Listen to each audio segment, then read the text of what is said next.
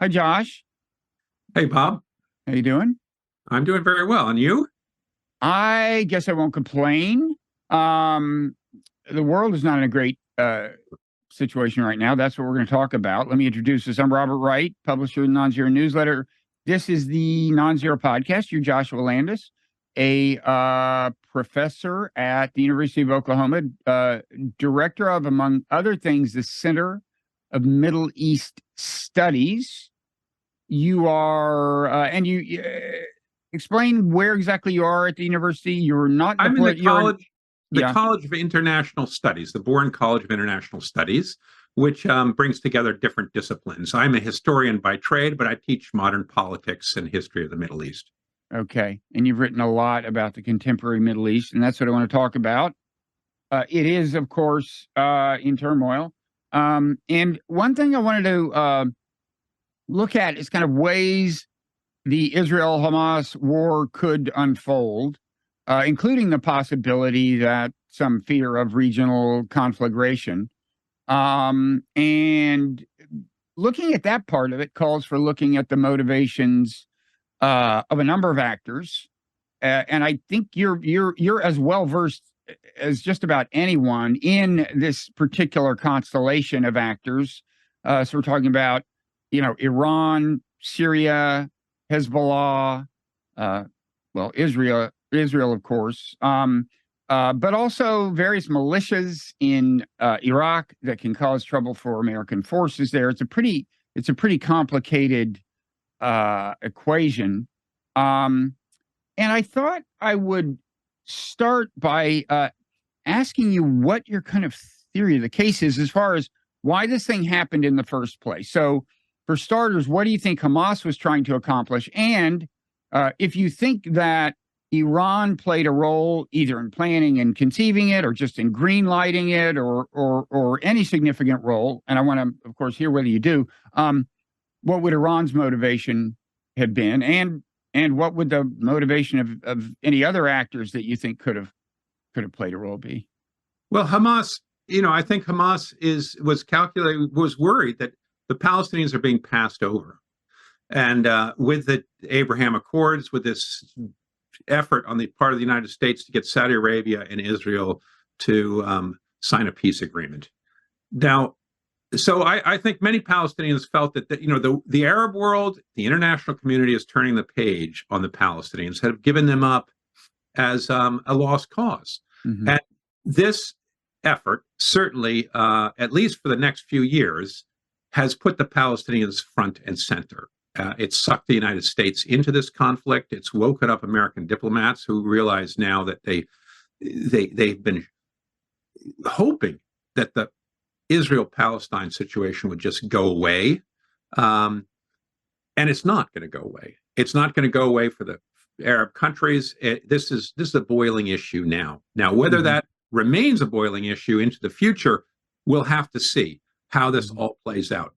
But I think that's the driving force between Hamas, which is a deeply anti-Israel organization, as we saw, and so there's an ideological component as well as just a geostrategic component to this. Mm-hmm. Now, Iran. What does Iran hope to gain out of this? I think that Iran is a major backer of Hamas. It has been helping them get arms through tunnels and so forth. So Iran is in this. I don't think that they're pulling all the strings. If Iran had wanted to get involved in this, they should have gotten involved from October 7th, when Israel was really reeling on its heels and confused. If this was going to turn into a regional conflagration, I think they would have gotten their proxies to jump in and try to turn this into something that was going to bring down Israel. I don't think they've calculated that they could do that. The Palestinians, this is a Palestinian affair. And yes, Iran is trying to raise the temperature. And we've seen these missiles, particularly from Yemen, cruise missiles, whether it's headed towards the American fleet or presently towards Israel. But Yemen is the most unlikely place. These missiles can't hit Israel. Airplanes have been taking them down They're fairly slow-moving things. So, but Iran is signaling. It's signaling where it stands in the Middle East, that it's pro-Palestinian. And this is a way for Iran to break out of its isolation, to stop the Abraham Accords, which I think were very frightening for Iran, in the sense that Israel and Saudi Arabia and the Gulf Arabs, led by America, were going to close ranks in an anti-Iran coalition. And this breaks that up. It also allows Iran, which has become quite isolated as a Shiite Islamist state, in opposition to the Sunni world, as we saw during the Syrian battle and the Iraqi battle. Iran and Hezbollah, its proxies, have lost a lot of their credibility in the Sunni world and been seen as enemies. This allows them to finagle their way back into the front ranks, seen as defenders of the Palestinians, a hot button issue, and look more credible than Saudi Arabia and other Sunni powers who've abandoned the Palestinians. So it puts them front and center again, and I think that's where they want to be. They also, I think, see this. It'll be a success for Iran if Hamas gains legitimacy in the West Bank. And that's, even if Israel goes in and destroys Hamas, it kills much of its leadership in Gaza, I don't think that it can destroy Hamas. This is what Israel says they're going to do, and they can certainly kill a lot of the leadership. But the hatred for Israel, which fires an operation like Hamas, is going to spread. And there really isn't any solution for the Israel-Arab and Israel-Palestinian conflict that's on the table. Both Democrats and Republicans in the United States have abandoned the issue. They don't want to get involved in the peace talks, which haven't been going on for, well over a decade now, because they don't see any way out, and they can't pressure Israel to leave the West Bank. There are 700,000 settlers now in East Jerusalem, West Bank, and they're not going to leave. Well over 60% of the West Bank is owned by Israel. So, and we've seen this progression of more right-wing Israeli governments who are dead set on annexing, if not all, much of the West Bank. And so the two-state solution seems to be dead. And that means that the West Bank is going to become Gaza eventually, because the Palestinians have nowhere to go. They can't get self-determination. They can't be free from this military rule. And they're not going to be integrated into Israel as equal partners. So it's a very dark situation. And Hamas is exploiting this. These extremists are exploiting that because they believe there is no there is only a dead end. And I think much of the Arab world and Islamic world feels that too. And they feel that there's a terrible double standard being promoted here by the United States, and Iran is going to try to exploit that double standard. It takes the focus off of all the failures of Iran, which are many. Their uprising, most recently, it refocuses the attention on America and Israel and Palestinians, not on Iran. Do you think Hamas anticipated the magnitude of the Israeli reaction? I've heard various theories about, what their kind of micro motivation was. I think, as you said, the larger backdrop is these Abraham Accords, which Biden had decided to sustain and advance by bringing Saudi Arabia into the normalization with Israel fold. Those are threatening to, that drive was threatening to Palestinians because traditionally, we had thought Arab recognition of Israel would be a prize for solving the Palestinian problem. And then, of course, there were specific things for both Iran and Hamas not to like about where things were moving. I mean, the Saudi Arabia deal would have directed a lot of resources toward the Palestinian Authority, Hamas's rival. And of course, apparently, we would have been giving security guarantees to Saudi Arabia, which Iran can't be happy about. So there's all that as motivation to do something. But some people have kind of thought that, ask whether, well, first of all, were atrocities of this magnitude really optimal for Hamas?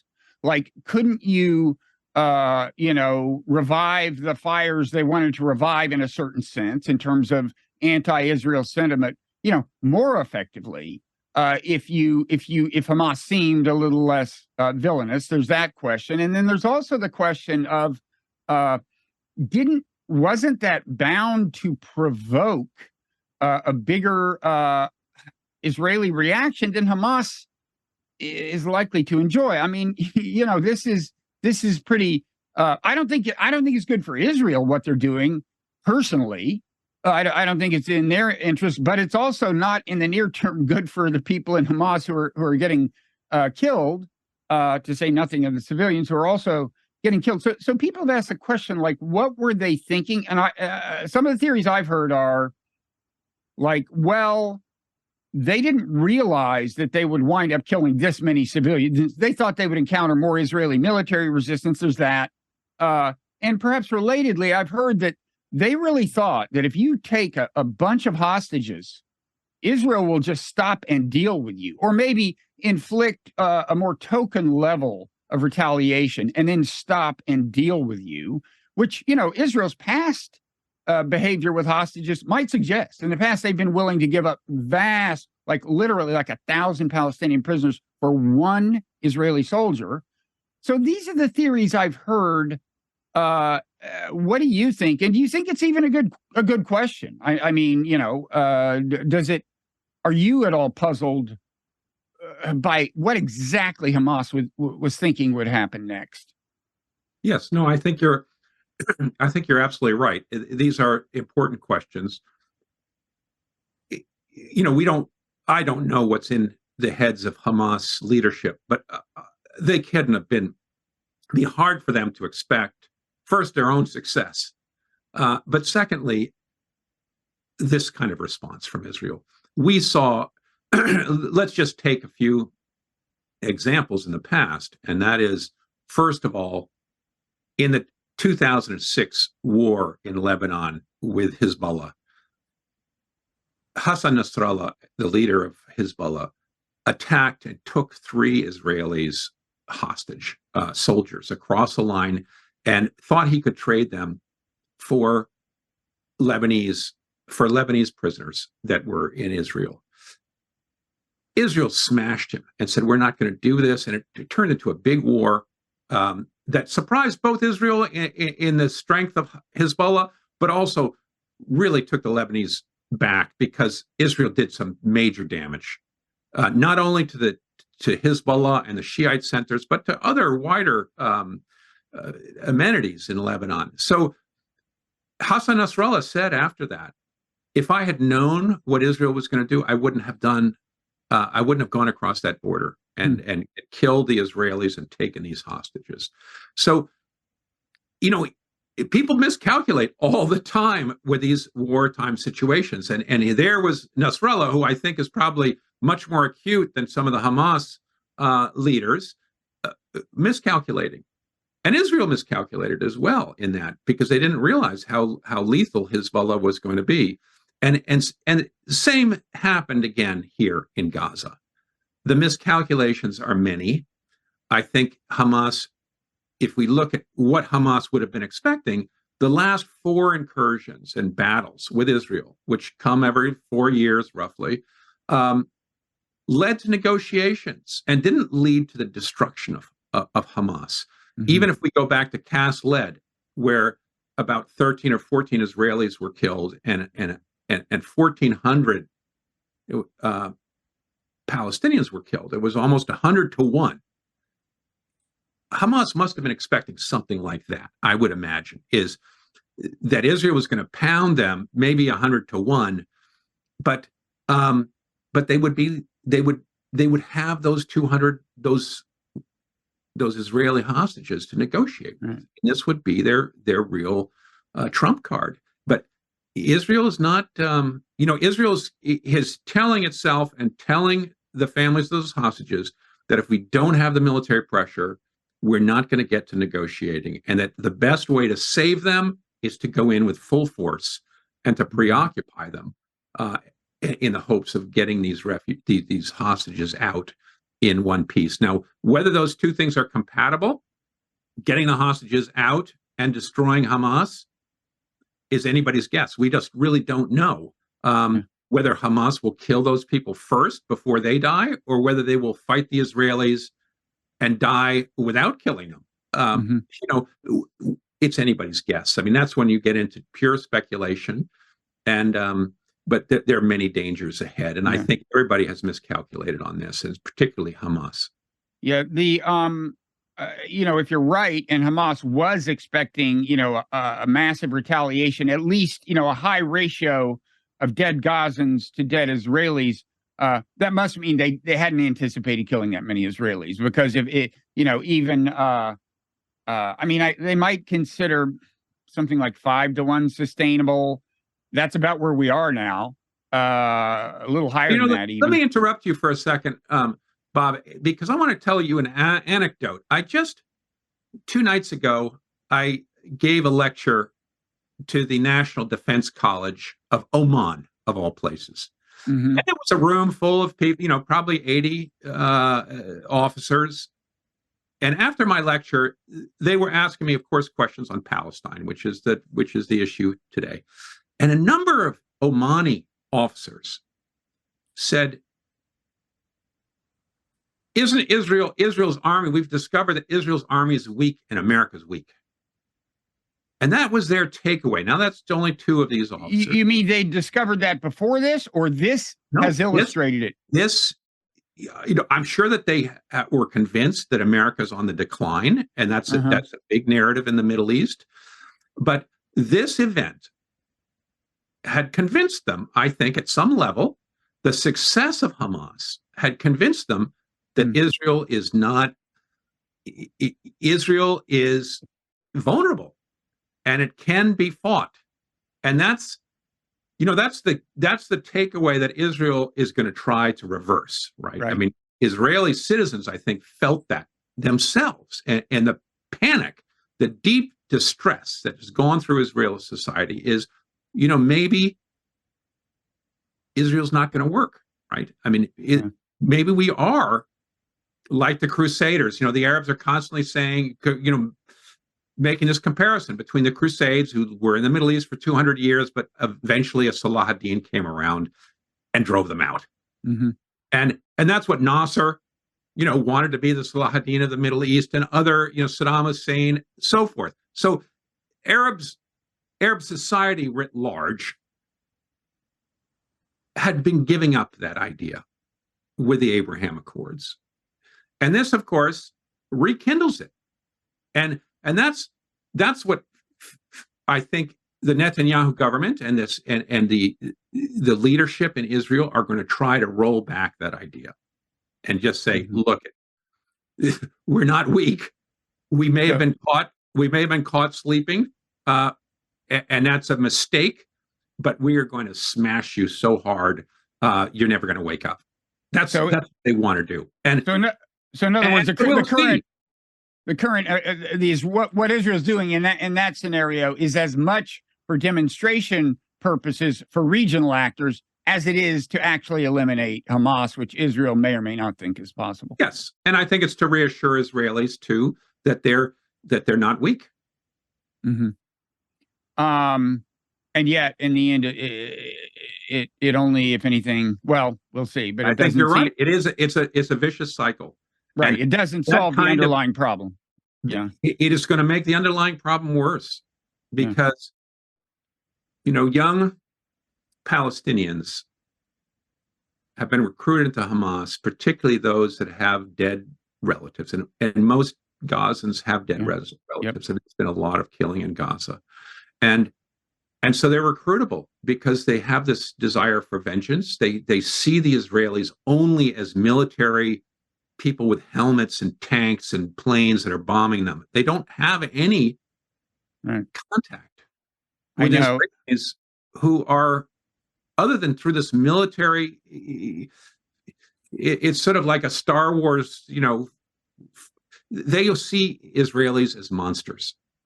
And that, unfortunately, that perception is going to be even more widespread after this. Yeah, go ahead. Yeah, it's like the dragon's teeth, Jason and the Argonauts. It's the dragon's teeth out there. 10 more are going to pop up in its place. And that's what we discovered in Afghanistan, that no matter how much you bombed, you couldn't eliminate the Taliban. And this is the dilemma. I was reading a piece by Chuck Lane in the Washington Post. I know him a little from my journalistic past, and he had gone to a viewing of the GoPro videos from various Hamas militants during the atrocities, and he was, I think, rightly kind of aghast at how not only cold-blooded they were, but in some cases celebratory about the carnage they were inflicting. And it is shocking. But then I saw, not that long afterwards, a picture of what's going on in Gaza, and there was these two kids about, I don't know, 8 or 9 or 10, and they looked like they were kind of fleeing horror. And I just thought, well, in 4 or 5 years, what do you think they're going to be like? I mean, what do you think they're at? Do you not expect them to take delight in the death of Israelis? I mean, I'm sorry, but that's just the way human nature is. Yeah. And it's grim. So we talked about Hezbollah is commonly mentioned as one of the ways this thing could spread. And I have to say, so far, with the Israeli ground incursion having begun in earnest, I don't know, maybe nearly a week ago, so far things seem at least as stable as I think, in a way, I could have hoped for. I mean, there's bad stuff happening in various places, but Hezbollah seems not to want to jump in, and so on. Can you let's start by talking a little about Hezbollah, their perspective, a little more than you have, and you might even start by explaining to people, how did Hezbollah get started? Like, what is Hezbollah? What is its founding identity? Well, Hezbollah got started in it begins with the Israeli invasion of Lebanon in 1982, where the Shiite Lebanese, who are a third of the population in Lebanon, live in the south mostly, and the Bekaa Valley.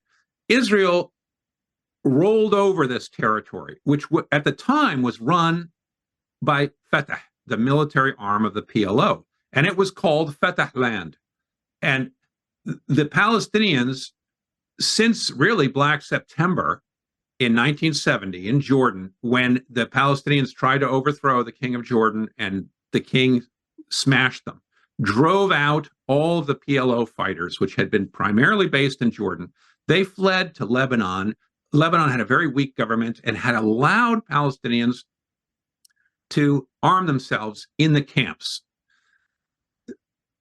The civil war broke out in 1975 in Lebanon, and the Palestinians were recruited by the Sunni Muslims to be their army, really, and to help counterbalance the Lebanese army, which had a leadership made up of Christians.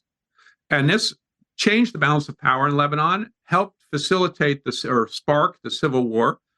And then the PLO and their Fatah fighters dominated the south of Lebanon and used it as a base to attack Israel, which is what eventually led to the invasion of Lebanon by Prime Minister Begin and Ariel Sharon.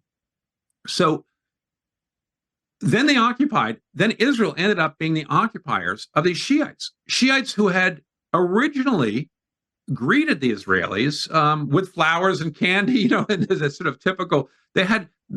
Many Shiites had been happy to see the PLO driven out, thinking that it was going to lead to their liberation. But of course it didn't. It led to Israeli occupation. Why did Israel stay if they had they not managed to entirely drive the PLO out of Lebanon? They did, but it was a house of cards, because the exit strategy, and this is important for for Hamas and Gaza. The exit strategy for Israel, when it went into Lebanon, was to set up a Maronite government. Lebanon had crumbled in civil These are war. Christians, Maronites. Maronite Christians who are Catholic, they're Romanate Catholics, so that they give allegiance to the Pope in Rome, are very pro-French, or were at the time, and had been left with a lion's share of power by the French when the French left Lebanon. Remember, the French were the sort of colonial rulers of Lebanon between the two wars, but from the end of World War I to 1946. When the French left, they left the Maronite Christians with the lion's share of power in Lebanon. The president of Lebanon has to be a Maronite Christian, the head of the army a Maronite Christian, and 6 out of 11 members of parliament had to be Christian, which gave the Christians really a lock on leadership. That balance of power, that demographic balance in Lebanon had switched dramatically, with Muslims gaining a majority in large measure because of the Palestinian refugees of 1948. Several hundred thousand, well over 100,000 were driven into Lebanon, a country of 1 million people at the time. So that made Sunni Muslims the majority. And the Palestinians, the Christian Lebanese, tried to keep the Palestinians from integrating and getting nationality and keeping them in refugee camps for fear that they would upset the apple cart, the demographic apple cart in Lebanon. But because it was corrupt, because there was intermarriage, many Palestinians got nationality, began to intermarry, and changed the apple cart.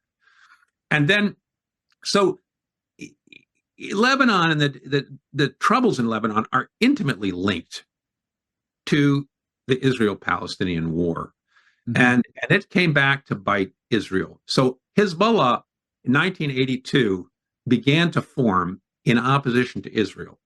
But at the same time, there had been the Iranian Revolution in 79, and Iran sent, IRGC sent these revolutionary guards to southern Lebanon to help train and motivate and arm the Shiites into this beginning of this paramilitary force. And Iran's motivation was just to have a point of, military leverage right there. Just kind of the more power in the region, the better. I mean, Iran, of course, had suffered a devastating war after Iraq invaded and had basically no friends in the region except for Syria. Syria is the only country, I think, that supported Iran during the war. So, I think there's two tendencies I'd like to just briefly dwell on in analyzing this. One is to think it's a religious thing. And as I understand it, the PLO, which kind of was a pioneer of anti-Israel terrorism, was more or less secular and multi-denominational, also include Christians. It wasn't this Islamist movement, okay? And they did enough terrorism that Iran wanted to go after them. Israel wanted to go after them in Lebanon. There's that misconception. The other is that Iran has always been motivated fundamentally by some kind of goal of destroying Israel or whatever. And I think people in general, when assessing the motivations of enemies, tend to underestimate the extent to which the motivation is defensive. I'm not saying anything is purely defensive with anyone, but I think Iran feels very insecure in the region, right? Or especially back then. Yes, Iran's motivations are one was to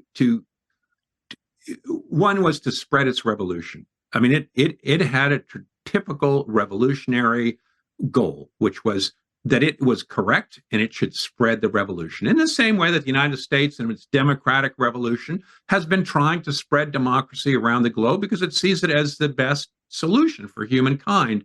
And Iran wanted to spread Islamic government and its formula. And so there is that ideological element to it, which is deeply anti-Israel, sees Israel as a colonial outpost in the middle of the Middle East. This is a way for Iran to burnish its own reputation as taking up the challenge of the Palestinians. But even more, I think, over time, more importantly for Iran, was the deterrent factor. Having a Hezbollah, a non-state actor on the border of Israel that could hurt Israel, and that proved that it could hurt Israel, was going to keep Israel from attacking Iran and blowing up its nuclear refineries. And we've got to remember that Israel did just that in Iraq, where it blew up Saddam Hussein's Osirak nuclear facility, and it blew up Syria's nuclear facility. So Israel's way of keeping the Middle Eastern states on their heels and from being able to challenge Israel was to go and do these bombing raids.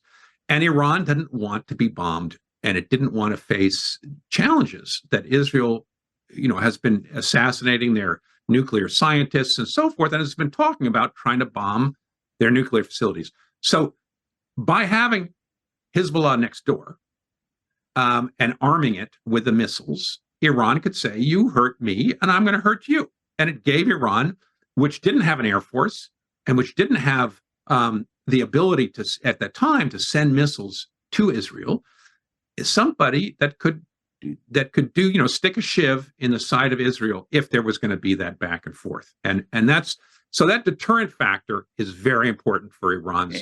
And what do you think Iran's motivation was for wanting a nuclear program in the first place?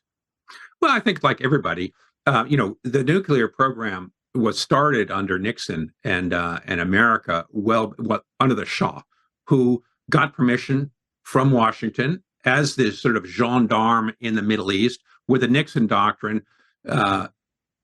We moved away from the Eisenhower doctrine, which is that we're going to help every country fight communism. And Vietnam put that Eisenhower doctrine, showed that it was too much. Mm-hmm. And Nixon started what was called the Nixon doctrine, which was to arm up local allies like Iran to police their area with American arms and American support. And so we were willing to give Iran this nuclear facilities. So once the revolution took place, of course, that those nuclear plants came under the revolution. And then, of course, there's the other factor, which I'm sure you're driving at, which is the fear of regime change. And if you look at the North Korea model, nobody talks about regime change in North Korea because to attack North Korea is dangerous because they have the nuclear weapon. Whereas Libya did give up their nuclear program, and we implemented regime change. And we rotor-rooted them. Yes, absolutely. You want to have the nuclear weapons so you don't get rotor-rooted.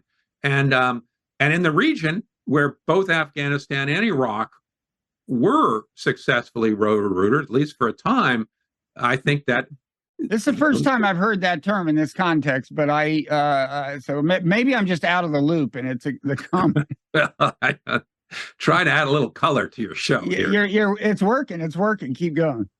All right. So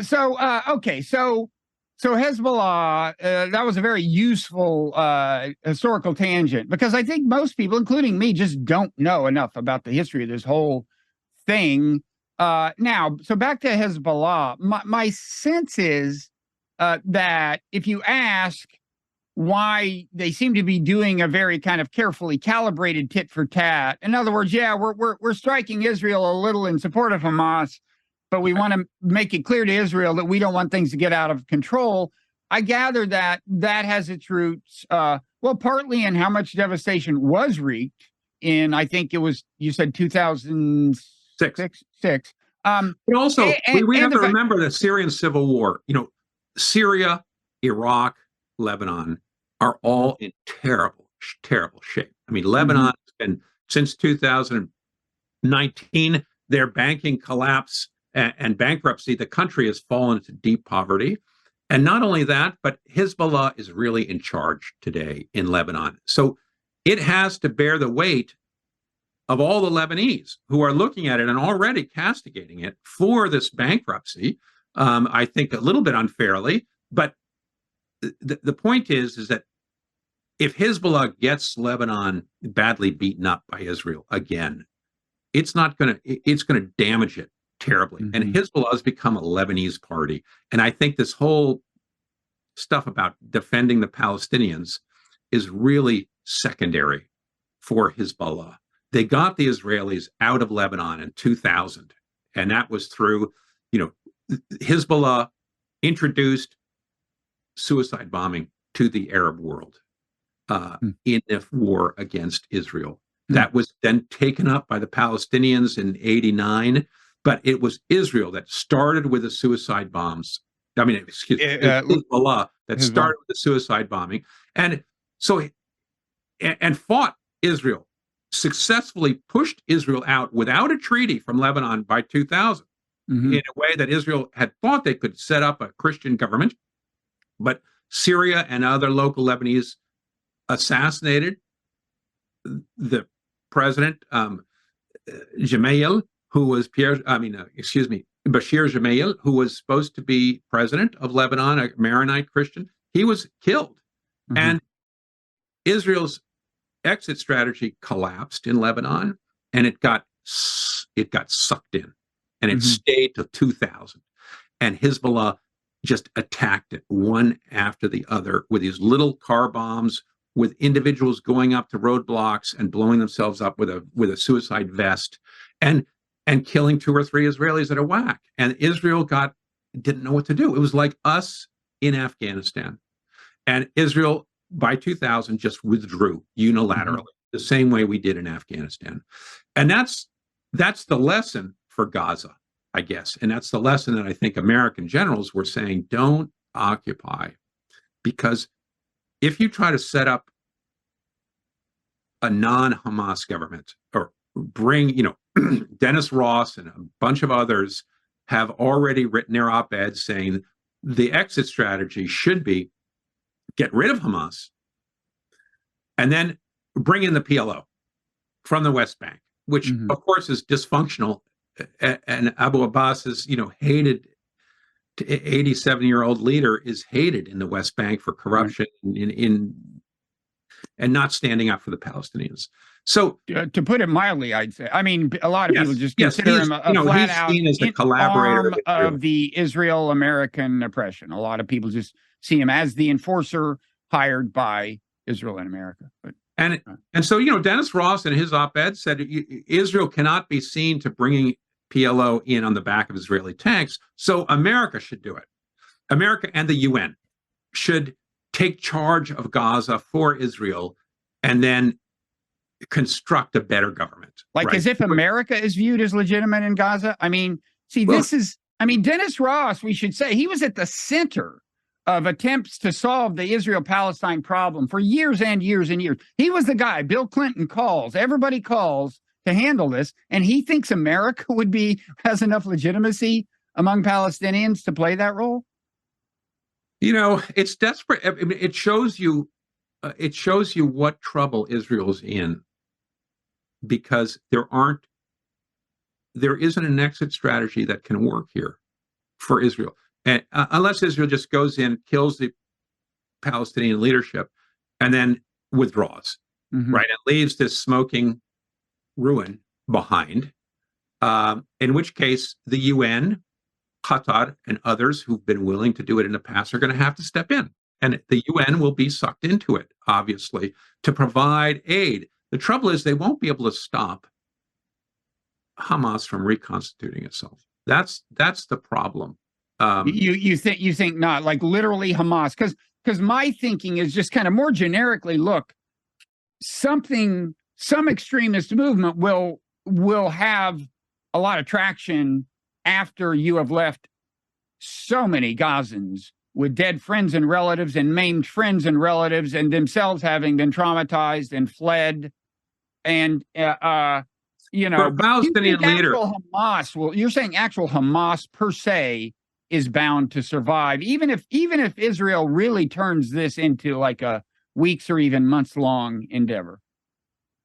The Hamas recruits, I recommend a video, which is, oh boy, I'm forgetting the name, Death in Gaza or something like that. It was made in 1922-23 by Jonathan Miller, who was shot at the end of making it in a terrible accident. 1922? No. Oh, 2020. 20. Okay. I was thinking. Excuse me, 2012. 2012. Okay, I was thinking you are an historian, aren't you? Yeah, no, I was getting. Yeah, okay. 20. Let me just see. No, it's 20. 2002, 3. It was put out in 2003. Excuse me. 2003. It was just Jonathan Miller. Okay. It was shortly before Israel withdrew its settlements, and so it's after the second Intifada, which is very bloody. Right. It was right during the second Intifada, which was very bloody, and Israel was building this wall in Rafah, and had bulldozed a whole bunch of Palestinian homes along this border strip with Egypt in order to build a much more substantial wall that would stop Palestinians from smuggling arms through the trenches. At least that's what it was supposed to do. It didn't ultimately succeed, but it caused tremendous turmoil. And that documentary film, is important because what it shows, there's one tremendous scene, and the film is about young kids. All of the people who were interviewed are 10 to 12, 13 years old. And so you're getting these sort of innocent kids, and you see a level of anti-Israel hatred that all these kids feel, because all of them have brothers and sisters who've died, or uncles, and so forth. And then you see these young kids being recruited by Hamas. And the Hamas fighters are only 18 or 19 themselves, but they're recruiting these 10-year-olds who are doing watch out, look out, carrying things, sort of. And those kids are the leaders of Hamas today. 20 years later, they're probably 35 years old, and they're the fighters who went out and fought. But there's a whole level of those young kids that are going to be left without leaders, people who they probably have been recruited by and respected, and they're going to feel that they have to get vengeance for them. And they're even going to want to carry on the Hamas brand, in a sense. They might change it and call it something else. I have no clue what they're going to do, but Israel went into Lebanon to kill PLO. What did they get? They got Hezbollah, a much more lethal organization that introduced suicide bombing and was much better organized and less corrupt than the PLO. The United States, went into Iraq theoretically to kill Al-Qaeda that didn't exist there. And what did we get? We got ISIS. There is a lesson in there someplace that you can't use brute force to I mean, you understand at the same time why Israel thinks they need to demonstrate deterrence. I mean, that makes more sense when you think about these regional actors they're trying to impress, and not just Hamas's leadership, because Hamas's leadership isn't even in Gaza. The people making the ultimate decisions, but the deterrence. So in other words, it's not like. I mean, that's one question that some people have asked is like, why don't you just do what you did after Munich? Assassinate the actual political leadership. Just take your time, bide your time, and convey the fact that if we should have done that after 9/11, and we didn't, because the nation required, or at least the leadership felt that they required to do something, and the country wanted vengeance. They wanted to see action. And so we took action, and then we got ourselves into Iraq, which was just the craziest thing. But people do that when they're responding blindly to a situation where they're furious and where the country is demanding something. And I think Israel is in that situation because this was a ghastly operation that just shocked Israelis. And Netanyahu is fighting for his life. And so I think are many of the leaders, intelligence and military leaders, who feel that were caught flat-footed, and they're trying to make up for it. So that's when mistakes are made. And what do you do with Palestine? But I think the point of this whole conversation is that the occupation has gone on.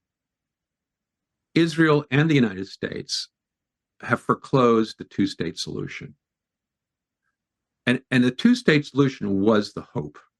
Because if you can provide self-determination in a nation, even though it's a lot less than Palestinians had hoped for, you do have something to fight for.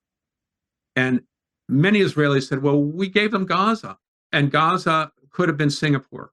But anybody who goes back and looks at what Gaza was and the sort of 4-year mowing the lawn, realize that Gaza's a wasteland. It's got very little prospects. It's not going to become, and the Gazans are poor. Many of them are very badly educated, and they're angry. And it's not a convivial to any kind of real. It's just not going to become Singapore. And that idea is thrown out, I think, by Israeli leaders and other commentators who are really ignorant about what the reality is on the ground and the history, but it's there to sort of fog the situation. The situation is a bad one, and it's going to lead to greater desperation because there is not an outlet for these 6.23, almost 7 million Palestinians who are trapped in Gaza and the West Bank and don't have equality, don't have justice, don't have a future. And they don't get to vote. But they are ultimately ruled. In the West Bank, quite directly and literally ruled by Israel. In Gaza, you might say more indirectly via blockade and so on. But so if you'll let me pause briefly to make an announcement, Josh. So normally at this part in the show, I bring down the paywall and say, if you want to hear the rest, please become a paid subscriber to the Nonzero newsletter. With this set of conversations I'm having now, for the time being, about this particular subject, I'm trying to keep it all public. So what I ask people to do, and the rest of this will be public. What I ask people to do, if they think these are valuable conversations, is, first of all, you can become a paid subscriber to Nonzero newsletter, become a member, and then you'll have access to all the bonus content, including the kind of overtime segment of most podcasts, also various print material, or you might just have the satisfaction of knowing you're supporting conversations that do not happen on cable TV. And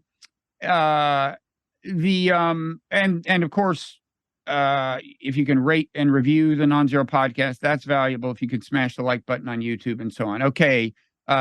Thank you for your patience, Josh, and for sticking around a little longer. So back to Hezbollah. So it sounds like Hezbollah really doesn't want to get involved in this. Are there things that worry you in terms of what could lead things to get out of control on that particular front between Hezbollah and Israel in the north? I mean, for example, if this goes on long enough, and the level of devastation and death for Gazan civilians is just grows without end, does that force their hand, or would it have to be some kind of miscalculation, or what? What do you worry about on that front? Well, I think it's the long-term trajectory. Today, Syria is a broken country, extraordinarily weak. The national budget is $3 billion. It's less than many American universities spend in a year. That's for close to 20 million people in Syria. Iraq is also in shambles. Tremendous corruption. And Lebanon is bankrupt. So Israel doesn't face a real danger in the short term. It's the long term, because up until now, the United States has an alliance with the Gulf states, UAE, Saudi Arabia, Bahrain, you name it. Mm-hmm. That has very powerful, has lots of money. That alliance is not going away because the Saudis and Gulfies want America, but America's going to take a very bad hit here, I think, because the Arabs are angry and they're feeling their own capabilities on the world stage. And they do feel that America is in decline. China's on the rise. Other competitors are on the rise, Russia. And we've seen the Gulf take a very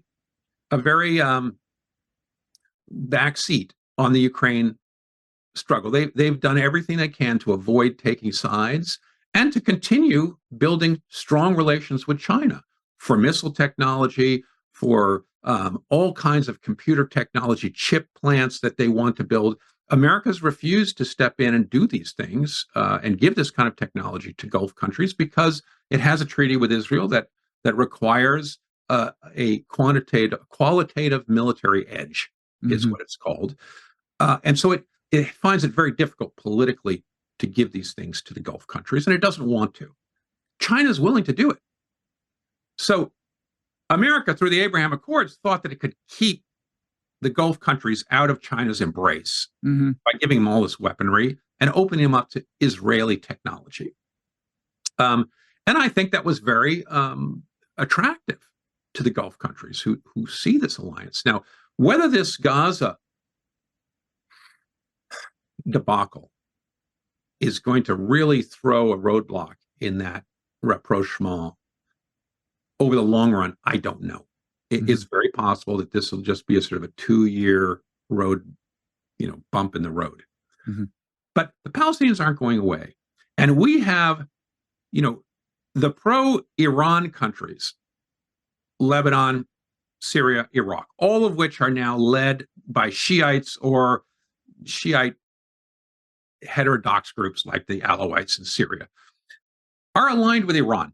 Now, they're in a terrible economic situation. We've got sanctions on Syria. We've putting more and more sanctions on Iraq. And the countries have been bombed. On Iraq or Iran?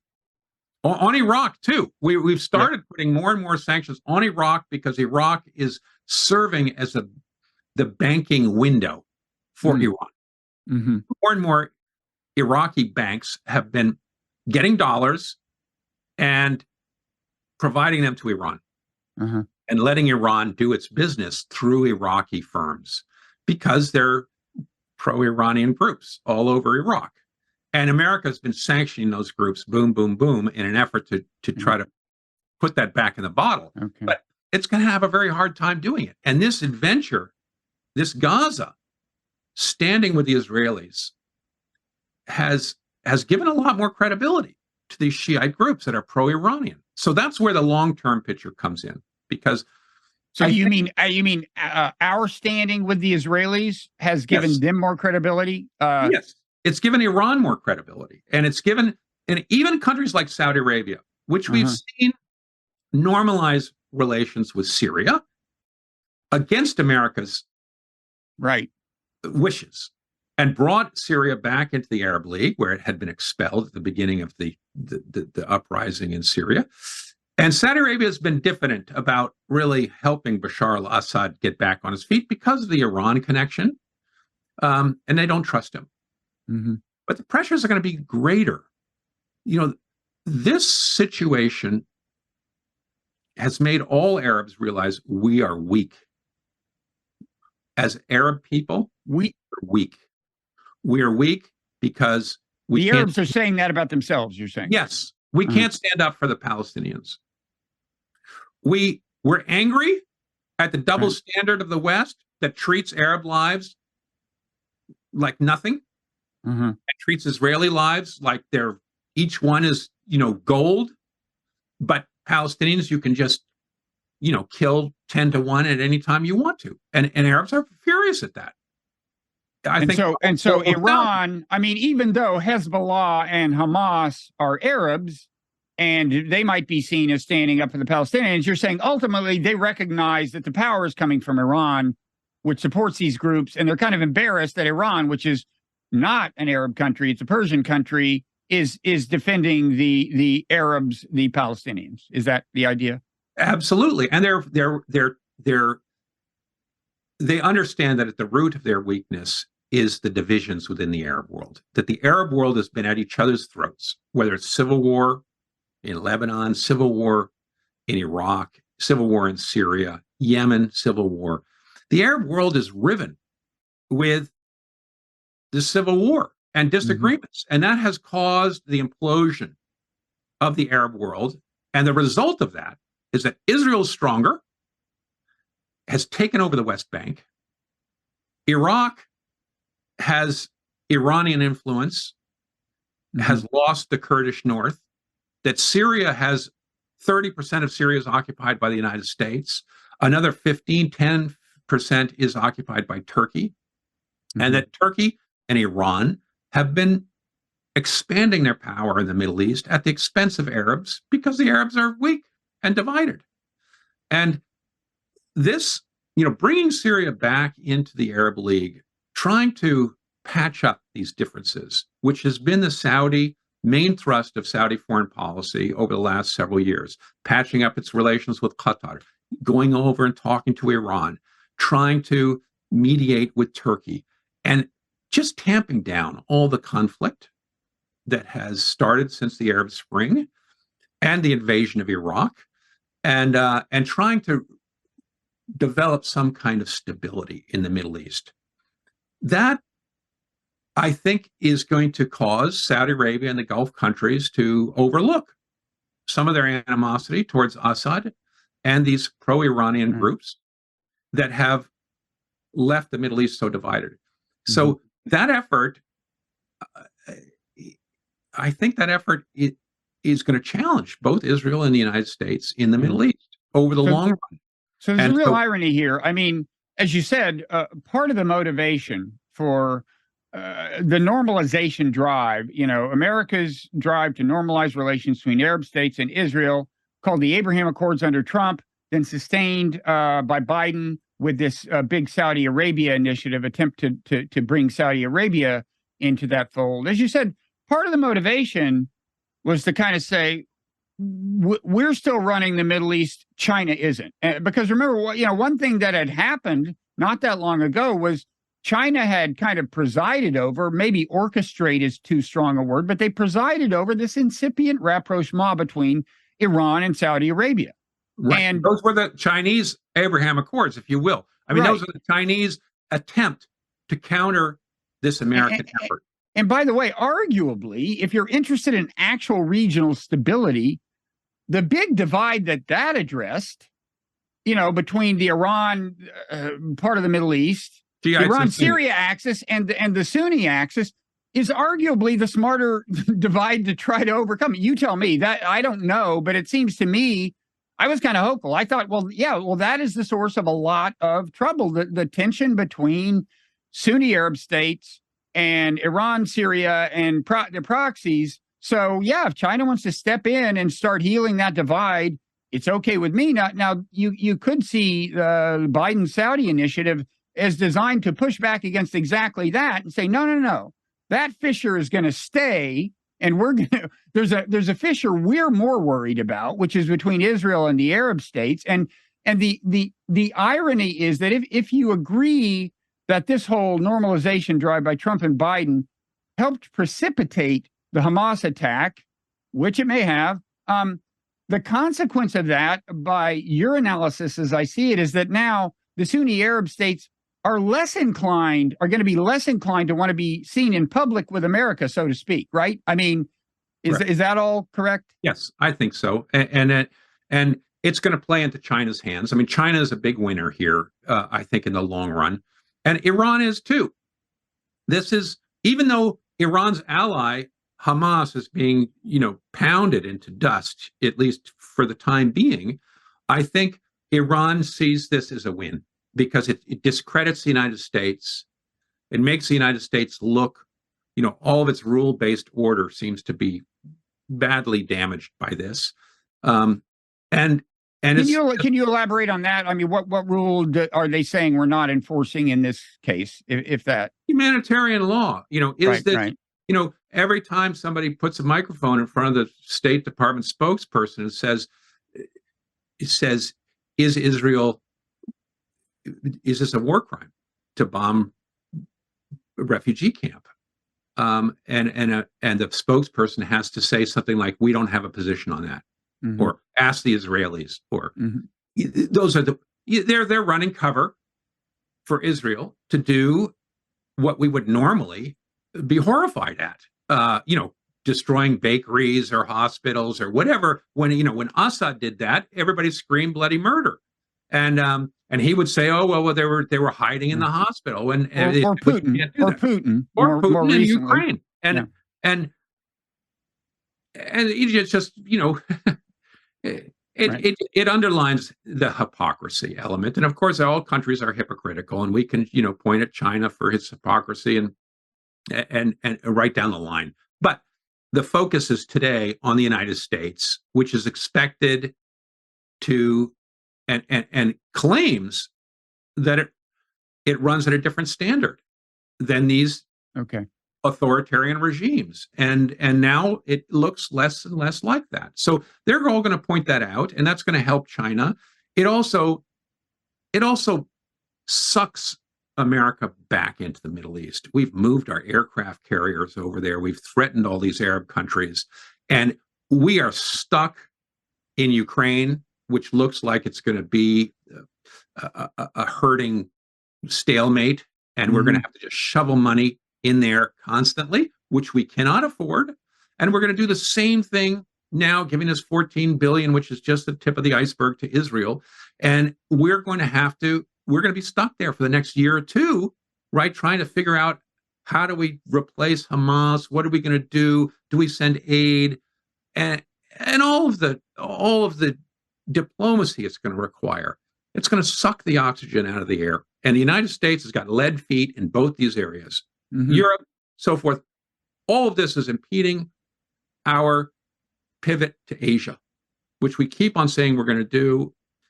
We just said, the Middle East is stable, we can move to Asia. Now, where are we? We're back, stuck even worse in the Middle East. And by this analysis, the longer the Israeli incursion in Gaza goes on, the worse for America. Absolutely. It hurts us reputationally, and it hurts us, geostrategically.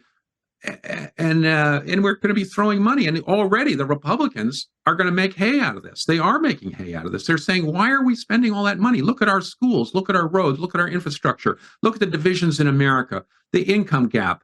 And it's true. I mean, they're not just making that up. So, I'm kind of, I guess, heartened that you seem not that worried about this war spinning, well, out of control seems like a weird term to use when there's so much carnage going on, but, become a wider war and draw the U.S. and Iran into the war. You seem to think that there's a very low probability of that. Is that right? I do. I think that Iran, Hezbollah, and the other allies see this as hurting America. They see this as a win, as it is. Of course, as Palestinians and Gazans are going to be sacrificed in this, but this is all a win for them, because it entangles America in a lose-lose situation in Israel and it puts America back in charge of the Palestinian problem, right? Which America had been, doing everything to shake it off and to say, we're not going to do peace negotiations anymore. We're not going to get involved in trying to settle the the Palestinian-Israeli conflict. It's not on our radar screen, and now it's back on the radar screen. And both Republicans and Democrats are going to have to come up with proposals on what to do. And it's going to take a lot of diplomatic, because the whole issue is so, Israel and America are connected at the hip. And this isn't just a foreign policy problem. This is a domestic problem. And both Republicans and Democrats are fighting over who can be more pro-Israel on this issue.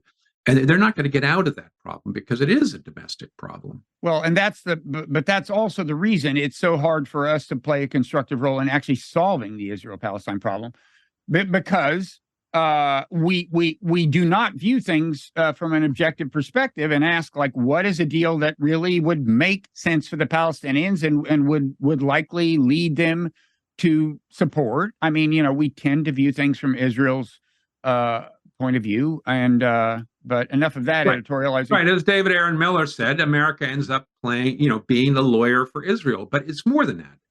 Even when we do have a good plan, like the Oslo Accords, which we backed, we can't enforce them. We cannot push Israel just that extra inch to get them to do the painful things like withdraw settlements from the West Bank. So is your view that this is a question? The Oslo Accords, I'm not that well versed in. This comes from the 90s. It was a source of great hope. Is your view that both sides just failed to comply? I mean, how did it get derailed? Was Israel more the non-compliant actor, or Palestinians, or what? There were big mistakes on both sides. Israel said that the Palestinians didn't really give up violence, and the Palestinians said, Israel never intended to give us the West Bank. They kept on building settlements at this incredible pace. And if you look at the graph of settlements in the West Bank, it's pretty steady, whether it's Labor or it's Likud, whether it's left or right in charge of governance in Israel.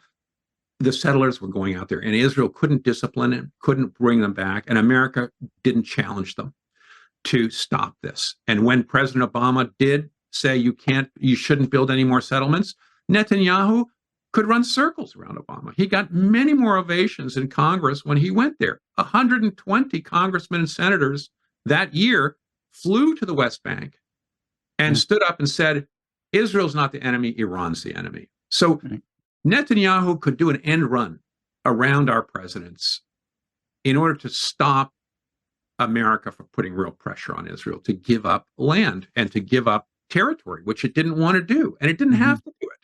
So Israel's so much stronger than the Palestinians. The balance of power is so skewed that it was difficult, and America couldn't put its foot on that balance, those scales, and get Israel to stop building settlements. So in the end, we've got 700,000 settlers in East Jerusalem and the West Bank, territory that the Palestinians say should be theirs.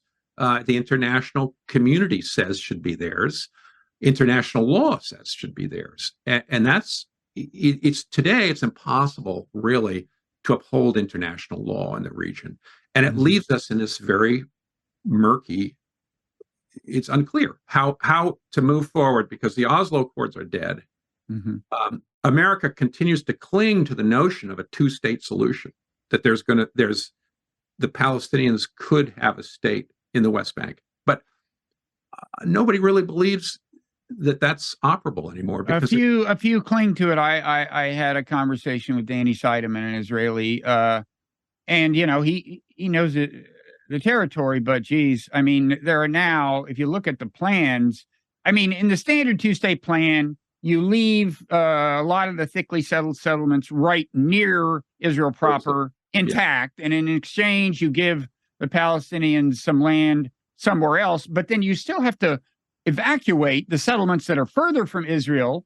And as Danny himself said, that number has something like doubled over the last 15 years. So now you're talking about close to 250,000 settlers. Well, if you remember when they had to extract a much smaller number of that from Gaza, much smaller number of settlers, 10,000 in Gaza. And that was pretty traumatic. It was traumatic. And so I mean, look, I'd love to believe it, and maybe this is a big enough earthquake to get people serious about it. But as you suggested, I just don't think American domestic politics permit us to play an actually constructive role. I mean, that's my editorial comment. But back to the well, go ahead. Were you going to say something or? No, as a percentage of Israelis, even if it's only 250,000 that you are willing to move, there are 7 million Jews in Israel.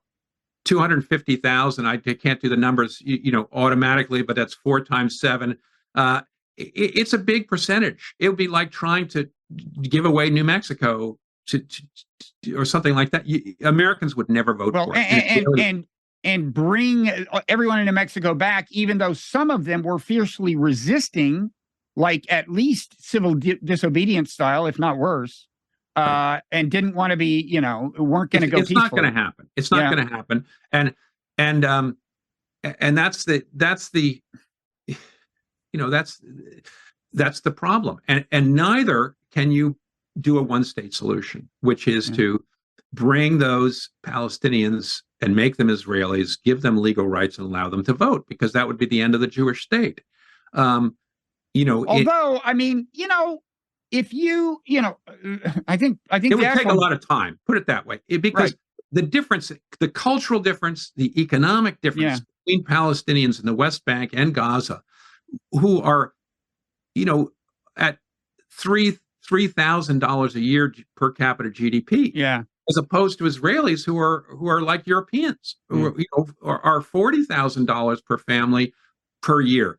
The cultural, the educational, all these differences are so stark today. Yeah. They've been made stark by this military occupation that to put them together is going to be hard. Very difficult. At the same time, I don't want to dwell. I have a couple of more questions for you, so I don't want to get sidetracked. I think if you actually play out the scenario where, okay, Palestinians now get to vote, given the way power actually works in the real world, the fact that you had something like 50% of the electorate being Palestinian, I don't know what the exact numbers would be, would not lead to Israel's Jews being like immediately threatened or something, right? I mean, well, especially if you're excluding Gaza, which was that's what I was going to say. That was the goal of the or a goal, I think, of the evacuation of the Gazan settlements, was for Israel to say, okay, we're not running Gaza, so if worse comes to worse, and we do wind up with some kind of one state, or Palestinians start demanding the right to vote, we still have a clear majority of Jews. Now, and I was going to say that would be an especially kind of interesting, and I think honestly benign experiment in one state solution, because you'd still have a clear majority of Jewish voters if it were just the West Bank that were part of it. Now, in a way, I suppose what's happening has made that less likely, in a way, that you could leave the Gazans out of the equation. I don't know. This is all conjectural, but as much as Israelis say, don't even dream, don't even think about a one-state solution, honestly, it doesn't seem less plausible to me than a two-state solution is a way to get out of this mess. But well, it seems the way things are going, and the question then remains: how long can Israel keep Palestinians under military occupation with limited mobility, with the inability to build an economy that's capable, have the freedoms that will allow for Palestinians not to become like Hamas and not to become extremists and adopt an ideology which is destructive over the long run. That's the problem, is that what we've been seeing in Israel is radicalization. The West Bank was fairly docile until 87 with the Intifada. Mm-hmm. Then you get the development of Hamas in 89 and during the Intifada, and you begin to get more radical groups like Islamic Jihad and so forth. And that's been compounding because the occupation, there isn't hope for the two-state solution. There was real peace and quiet for a number of years after the Oslo Accords were put forward, and there was some hope that the Palestinians would get a state. But as that hope diminishes, you get more violence and more extremism. And that's what we've seen, is the Palestinians growing more extreme. And if you look, the settlers are now more radicalized. Now the settlers, 8 different Palestinian communities have been wiped out just since October 7th. You mean villages vacated? Yes, there's small villages. I think it's about 300. It's funny. I've been tweeting about ethnic cleansing on the West Bank, and I always get this blowback. Like, what are you talking about? You don't know what ethnic cleansing is. This is textbook ethnic cleansing. It is textbook, unfortunately, and it's attacks on farms. Just the other day, a Palestinian was picking his olives, got shot out of the tree. People are frightened to go out into their farmyards, and there's just terrible. Obviously, the whole environment now is so superheated, and Israel's just appointed a very right-wing person to be in charge of security in the West Bank. Ben Gvir?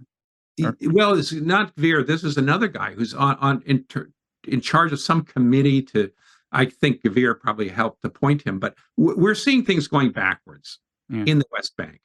And if we compare what's happened in Gaza and the West Bank of growing extremism to Palestinians in Israel proper, where Palestinians have been able to improve their lives, have the vote, become doctors and nurses, and integrated in every level of Israeli society, they're model citizens, and they are thankful. They are thankful for their opportunities. I just spoke to a friend of mine who was in a National Security Council under Netanyahu, a Druze Palestinian Israeli. And, I said, well, what about the one-state solution? He said, no, we don't want the one-state solution will upend the apple cart here in Israel. And I think, many Palestinians actually feel threatened by the one-state solution, as well as the Israelis do, because it will bring in this element that's, the complications are many. You mean mainly Palestinians who live in Israel proper and have citizenship? It underlines the divide. Mm-hmm. The positive message is that Palestinians are not violent by nature. Mm-hmm. They are not, you cannot not deal with them. There is a model of what Palestinians have become inside Israel once they have a vote and self-determination and hope for the future and can, get their kids to be successful. And what happens when you take that away? You get two very starkly different outcomes. And so a lot of Israelis want to say, we don't have any choice because we can't, the Arabs are crazy and they're going to be ISIS no matter what you do. You can't trust them and you can't give them an inch. Right. It's not true. Yeah. If there is a happy outcome for Palestinians, they will take it. And that's proven by I think the Israeli Palestinians. And so, that's clearly an option for the future. How do you get there in a one-state solution so that you don't upset the apple cart? How do you get to civil rights? And of course, Americans felt threatened by giving blacks equal rights after slavery and so forth. And it's been a very difficult, long problem. And of course, blacks are much less numerous in the United States than Palestinians are in Israel. So there are many, many challenges, but somehow civil rights are going to have to be on the front burner. That's all the options that are there. Yeah, the aforementioned Danny Seidemann once quoted, I think, Thomas Jefferson saying about slavery. I mean, Danny did this by analogy with the situation Israel faces. I guess it was Jefferson who said, having the institution of slavery is like holding a wolf by the ears. You're afraid to keep holding, and you're afraid to let go. So I have one more. It's like a two-part question. Brings us back to the origin of this conversation. So I'm gathering that you're not that worried about this war going regional, which I take it to mean that another front, the two other fronts you're not worried about are kind of the Syrian front, where Israel, of course, has a longstanding habit of attacking stuff every once in a while, doing airstrikes to interdict the weapon supply to Hamas or whatever. And Syria doesn't do much in response. And even the Iran-backed targets don't do much in response. And that's been the way it is.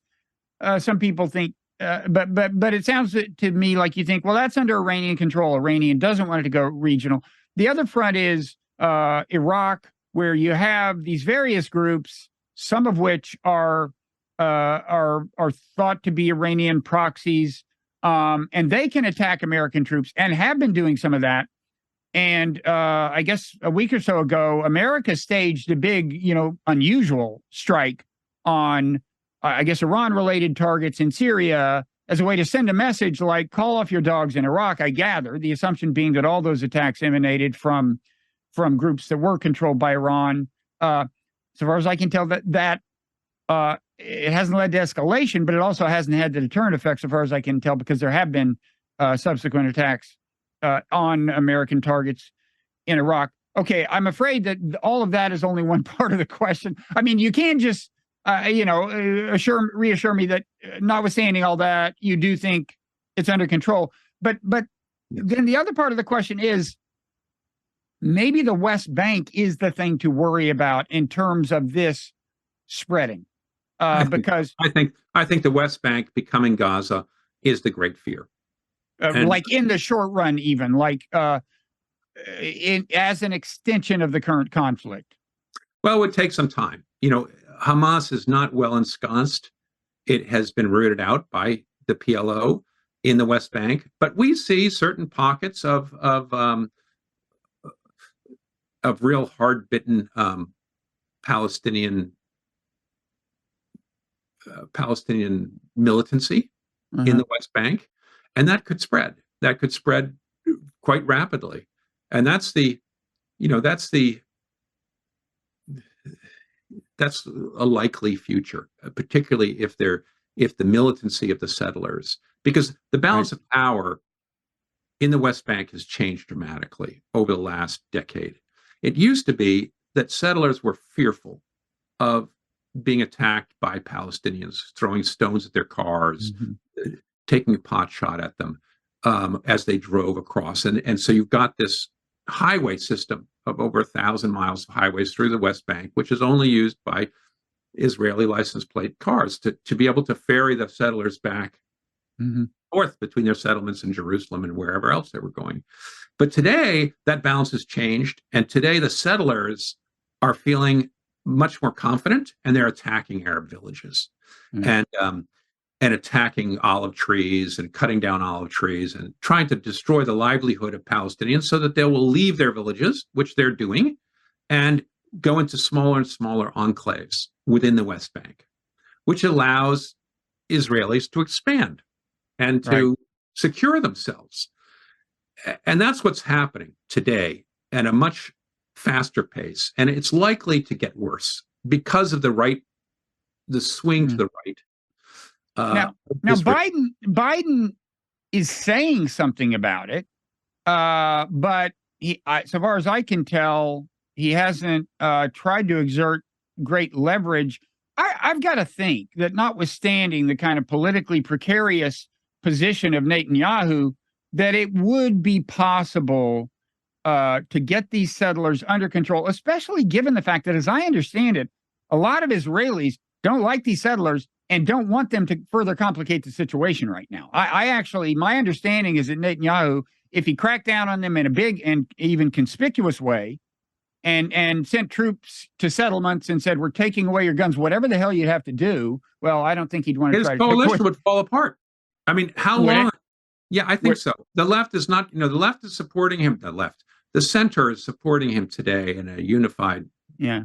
because of the extreme situations in this fight on Gaza. And so are I think American Jews are doing the same thing. They want to support Israel in this time, and everybody has closed ranks. Obviously, that can explode at some point once the real dangers of Gaza seem to be at an end. But I don't think, many people are saying Netanyahu's finished at the end of this. The trouble is, disciplining settlers has been something that Israel could not do since the beginning. And that's because of these delicate coalition governments, all of which require people from the right, whether it's religious right or whether it's the nationalist right, who want settlements. And so settlements have expanded under every prime minister, no matter whether they say they're for the two-state solution or not. That window of opportunity has shrunk continuously because of this growing settler movement. And today it's going to be even harder to do that because Israel has, the demographics of Israel have moved further and further towards the right. But one can imagine a coalition. Now, maybe, first of all, I would say, if Israel's government were to fall, I would think if that could be done gracefully and it's replaced by a government that doesn't lean so far right, the U.S. would welcome that. And one might ask, why don't we help engineer it? But in any event, a question for me is, if you try to imagine a coalition government that would have the strength to rein in the settlers, would that coalition have to bring on the Arab parties? Because traditionally, of course, there's been this unspoken rule in Israeli politics that Arabs can have their parties, but no Jewish party is going to enter a ruling coalition with them, right? And that's been the rule. And now, I don't know the political spectrum in Israel well enough to ask whether, well, suppose Netanyahu's government fell and the extremists were no longer, the far extremists were no longer part of the coalition. in order for you to have the political strength to really try to rein in the settlers, would you need to bring the Arab parties on board and violate that longstanding norm? Do you have a sense of that? I think you would, which would be extremely difficult, and it's one reason why the left has really been losing authority. But these are difficult times. I mean, I think we should think big. Right. Right.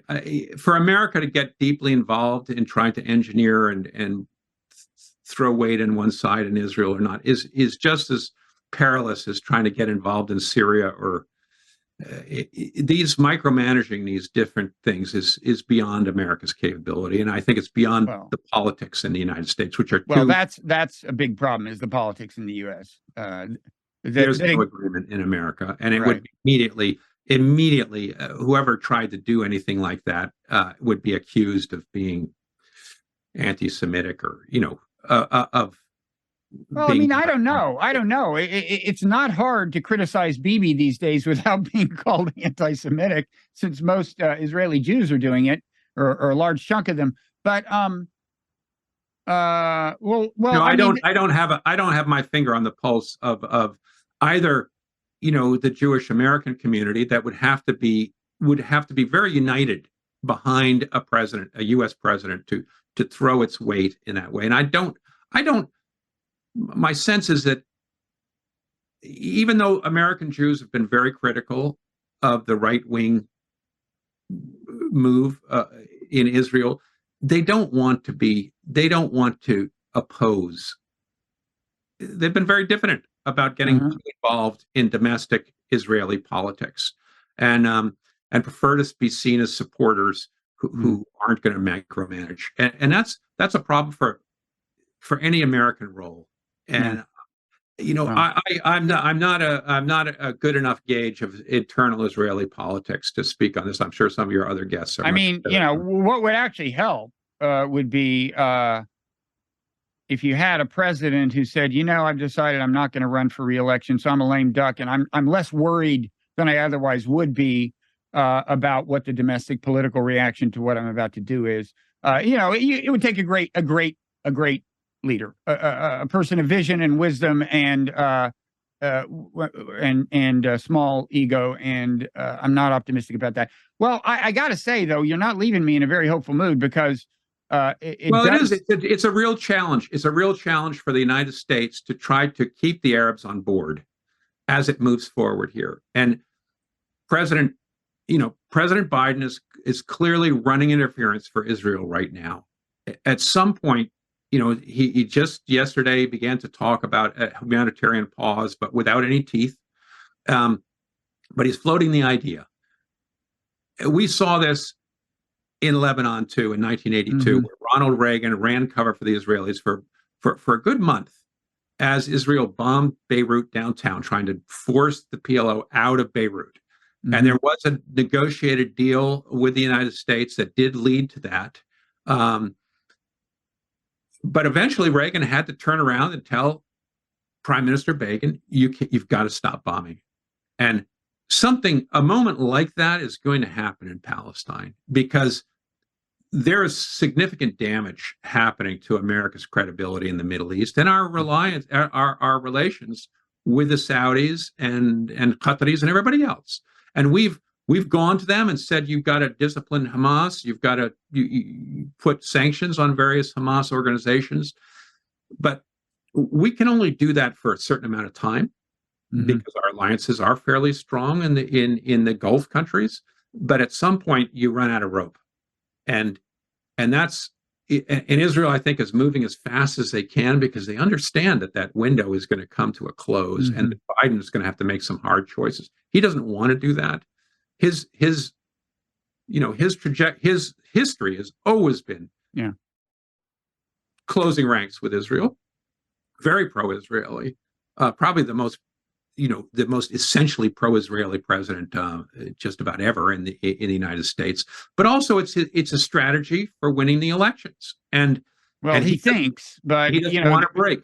But he does face this challenge of young Democratic voters being in a place that they weren't 25 years ago when he came up in politics, and that's becoming clear. So he's got a challenge either way. I would just say that even the last thing I say is, and get you to react view on is even if he can bring the Gaza thing to an end fairly soon, and minimize the damage that the U.S. faces there regionally, and minimize the political damage he sustains from these aforementioned young Democratic voters and just Arab American voters in some important states like Michigan, that you still face this West Bank problem. I mean, if this ethnic cleansing thing really gains momentum, the U.S. is, of course, going to be identified with that. And it's gotten, I think it's an indictment of the media, how little mainstream coverage that has gotten. But that will not continue forever, especially if the Gaza thing does die down and it continues in the West Bank, the ethnic cleansing. And I don't know if it would, or if winding up Gaza would tend to dampen things in the West Bank. But that could become a very problematic area for the U.S. geopolitically and politically, and obviously for the Palestinians who are getting killed and forced to flee their villages. So, anything you want to say about that? Oh, I do. I agree with you 100% that the West Bank, the future, once the Gaza situation settles a little bit, which is going to be very difficult, the spotlight's going to turn to the West Bank, because there's going to be tremendous pressure for the United States not to just pivot away from the Israel-Palestine problem once again. It's going to have to point a light towards something positive for the Palestinians. If it wants, it's going to have to, because the Arab countries have to save face, Saudi Arabia and so forth have to save some face and tell their constituents and tell their people that they've gained something out of being patient with the United States and moving forward with Israel, that they're going to get some concessions. So there's going to be a big ask here from Israel at the end of this. And that ask is going to all be about the West Bank. And it's hard to see what can really be accomplished there.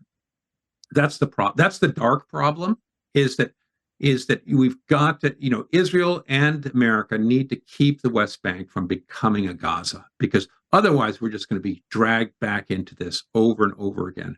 There's got to be some light at the end of this tunnel, and that's got to come from the West Bank. Okay.